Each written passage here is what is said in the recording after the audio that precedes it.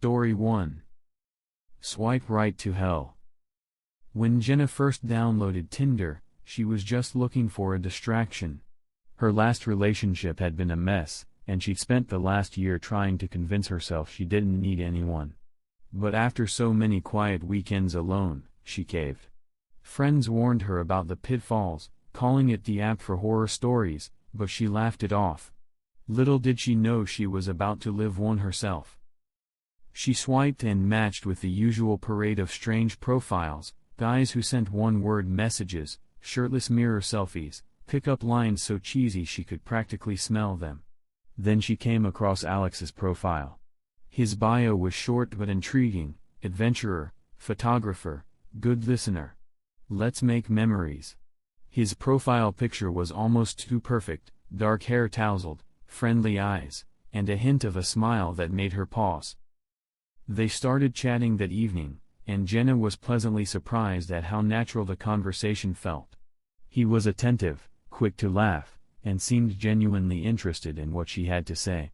When he asked her to meet for dinner after just a few days, she hesitated but finally agreed, convincing herself that life was too short to overthink every decision. The restaurant he chose was small and intimate, with dim lighting and the smell of old wood. Alex was even more charming in person.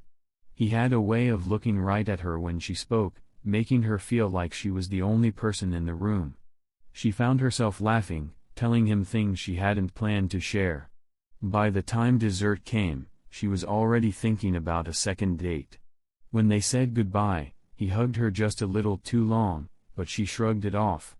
After all, they'd had a great night. But after that night, things changed. At first, it was subtle. Alex would text her at odd hours, sending her messages like "What are you doing?" at 2 a.m., or "Miss you already." Even though they'd only been on one date, he acted as if they were already in a relationship. When she didn't reply immediately, he'd send another message. And then another. By the end of the first week, her phone was buzzing so frequently she had to mute it just to get a full night's sleep. One evening, she finally decided to put some distance between them. She typed out a polite message explaining that she needed some space and hit send, relieved when she didn't receive an immediate response. But as she lay in bed, staring at the ceiling, her phone buzzed. "Why are you ignoring me?" The message was from a number she didn't recognize. She hesitated, then replied, "Alex? Did you change your number?" No response. A few nights later, she was on her way home from work when she noticed a car that seemed to be following her. She told herself it was just a coincidence, but when she parked in her apartment complex and the car slowed down nearby, her stomach knotted.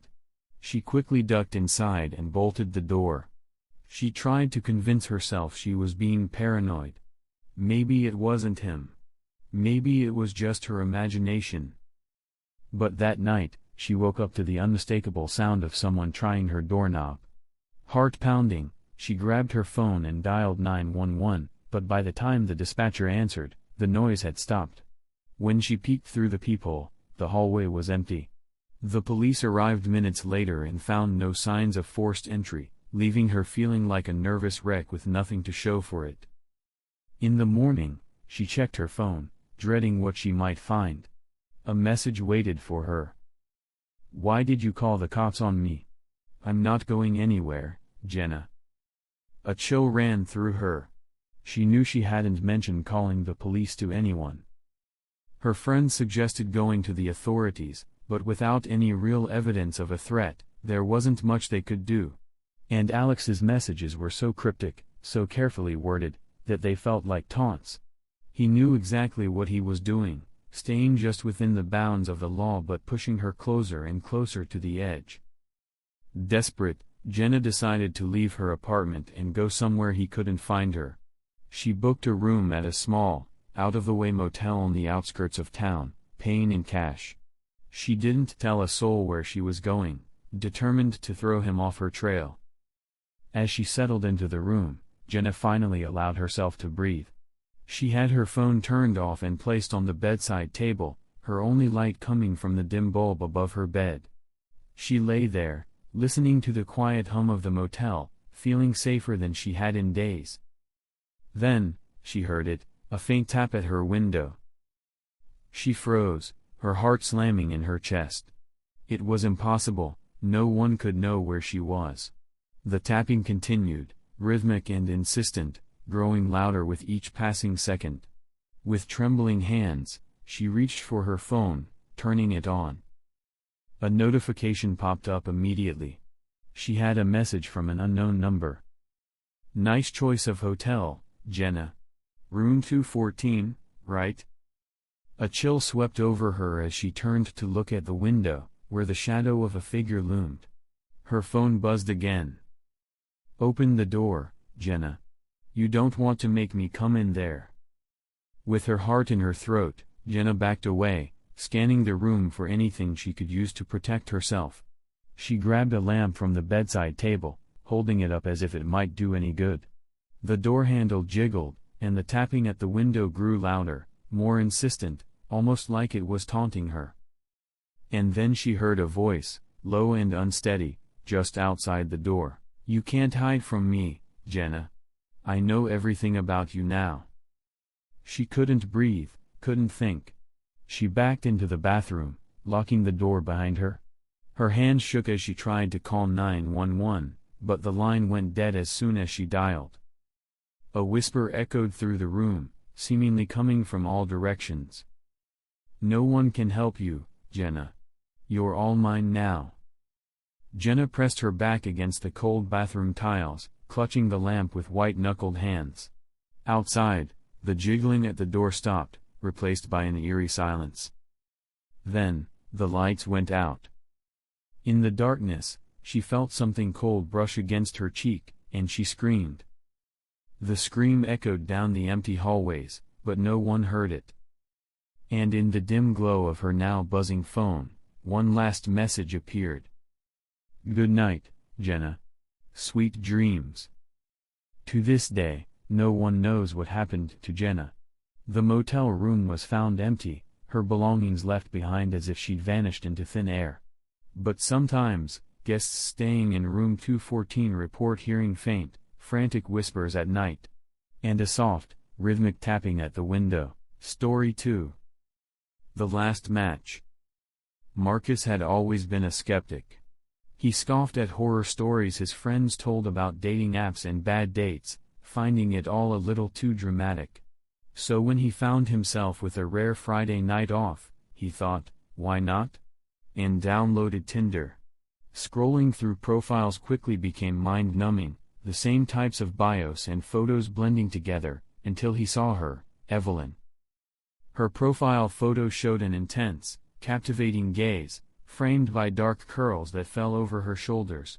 She wore a subtle smile, as if she knew a secret, and her bio read, "Looking for someone who sees beyond the ordinary." It struck him as refreshingly cryptic, so he swiped right, and within seconds, "It's a match," flashed on his screen. Their conversation started fast. Evelyn was different from the others he'd spoken to. She asked questions, and not just the superficial ones. She wanted to know about his dreams, his regrets, and even his fears. Despite her mysterious nature, he found himself sharing more with her than he expected.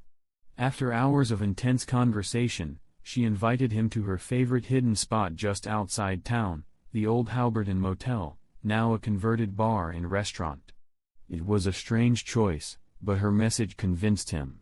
"I promise it's unlike anything you've ever experienced." Marcus arrived just after sunset.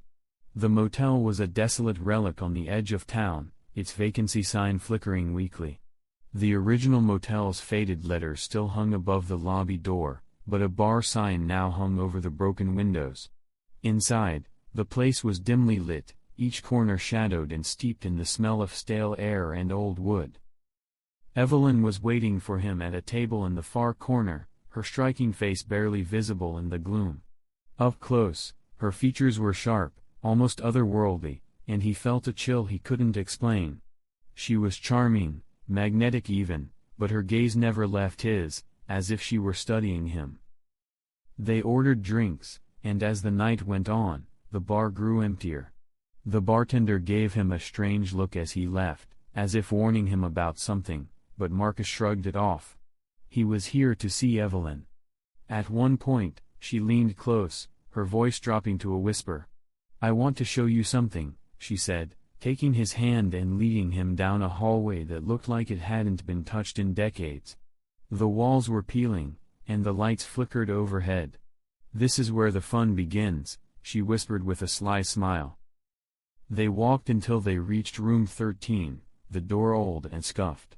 She pushed it open, and to his surprise, the room looked untouched, preserved in its original state, a bed with faded linens, a nightstand, and a small, grimy window. The atmosphere was thick, oppressive, as if the walls themselves held secrets. Evelyn gestured for him to sit on the bed, which creaked under his weight.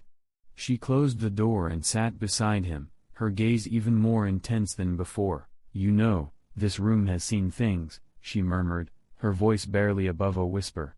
"People come here, they meet someone. But not everyone gets to leave." Her words were laced with a hint of amusement.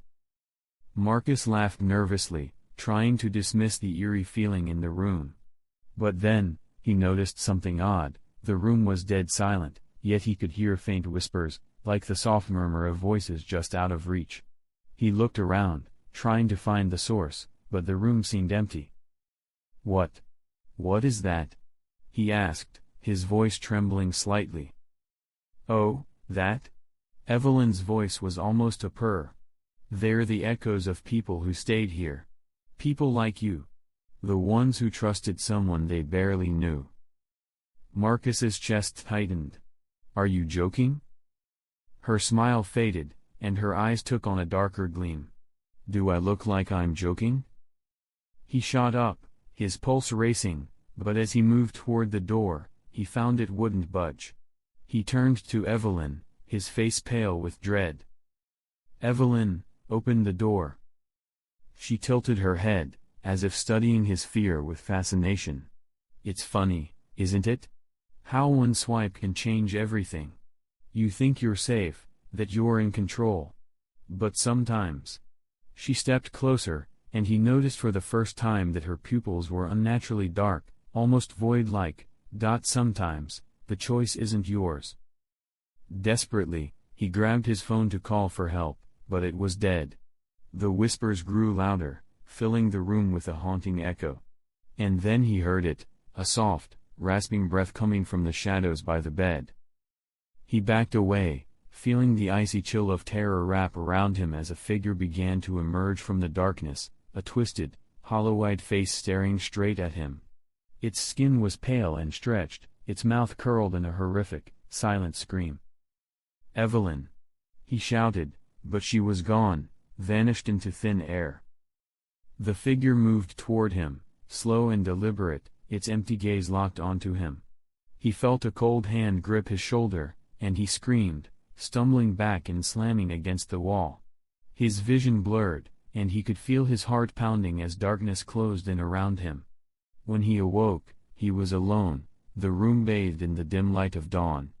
His phone lay beside him, cracked but functional. He grabbed it and scrambled out of the room, his hand shaking as he dialed 911.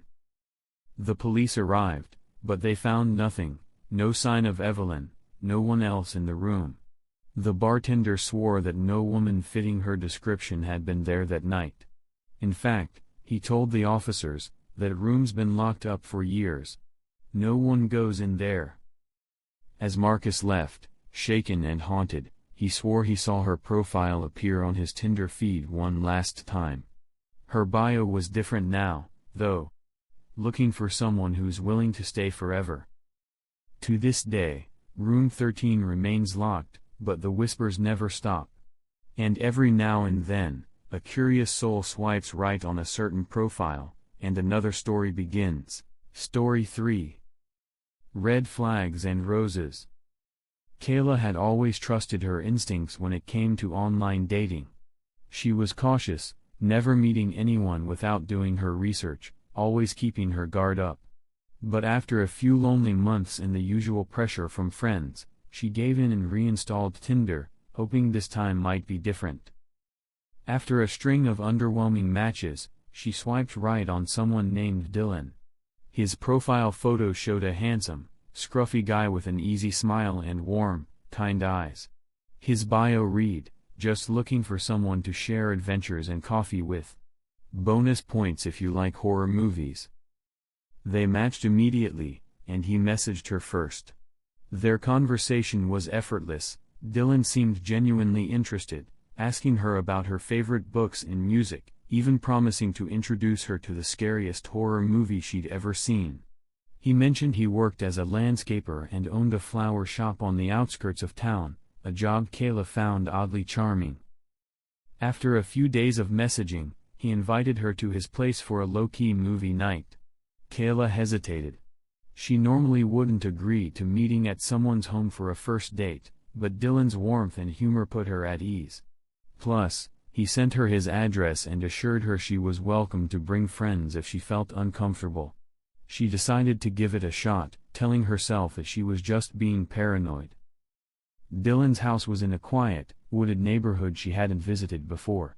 As she approached, her nerves resurfaced. His home was old, Victorian style, with ivy creeping up its darkened windows. But Dylan was waiting for her on the front porch, holding a small bouquet of red roses. His smile was disarming, and any lingering doubt she had melted away. Inside, the house was dimly lit and smelled faintly of earth, like fresh soil. The walls were covered in botanical prints, and a faint, musty scent of old wood filled the air. As she looked around, she noticed several roses arranged in ornate vases throughout the house, each carefully pruned and arranged. "Those are beautiful," Kayla commented, gesturing to a vase filled with blood-red roses in the corner. Dylan smiled. "They are my pride and joy," he said. "I grow them myself in the backyard. Some people say roses have a special connection to the soul, you know? They hold on to energy." His words sent a slight chill down her spine, but she laughed it off.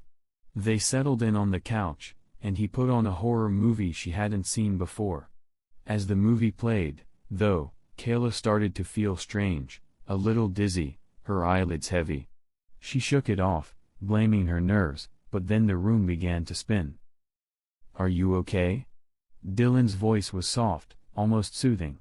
He placed a reassuring hand on her shoulder, and everything faded to black. When she woke up, she was in a room she didn't recognize. The bed beneath her was cold, and a dim, yellow light swung from the ceiling. Her head throbbed, and her mouth was dry. She tried to sit up, but her wrists and ankles were bound. Panic surged through her as she scanned the room. It was small and sparse, more like a cellar than a bedroom. Thick vines crawled across the walls, and the faint smell of soil was stronger here.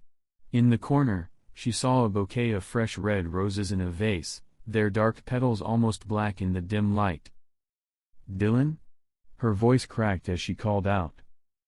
Moments later, the door creaked open, and he stepped inside, carrying another bouquet of roses. His expression was calm, almost gentle, as he arranged the flowers in a vase by the door. "Good, you're awake," he said, setting the flowers down. "I wasn't sure how long it would take."